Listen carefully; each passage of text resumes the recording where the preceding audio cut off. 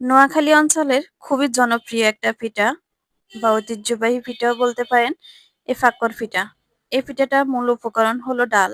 প্রথমে আমি এখানে মসুর ডাল সিদ্ধ করে তার মধ্যে চালের গুঁড়ি দিয়ে সুন্দর একটা সফট একটা ডো তৈরি করে নিয়েছি।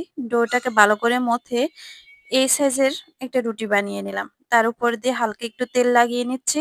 আর বড় সাইজের একটা সুই দিয়ে খুব সহজ পদ্ধতিতে একটা ডিজাইন করে দেখাচ্ছি। আজকে আমি এখানে ২ টা ডিজাইন করে দেখাবো খুব সহজ পদ্ধতিতে।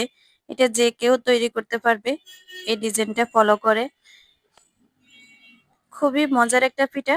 এই পিঠাটা মুগ ডাল, মসুর ডাল বা বুটের ডাল দিয়ে তৈরি করা যায়। তা আমি আজকে তৈরি করতেছি মসুর ডাল দিয়ে। তো প্রথমে একটা ডিজাইন তৈরি করে রেখে দিলাম। এখন আরেকটা ডিজাইন তৈরি করে দেখাচ্ছি আপনাদেরকে।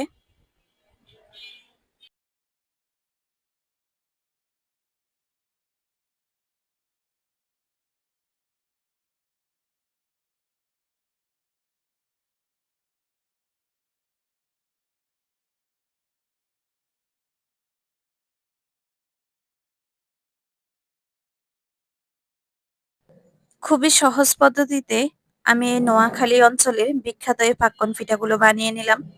এক এক করে আমার সবগুলো পিঠা বানানো হয়ে গেছে। এখন আমি বাজারের জন্য চলে যাব চুলায়। চুলায় আগে থেকে একটা কড়াই বসিয়ে যথেষ্ট পরিমাণ তেল দিয়ে তেল গরম করে নিয়েছি।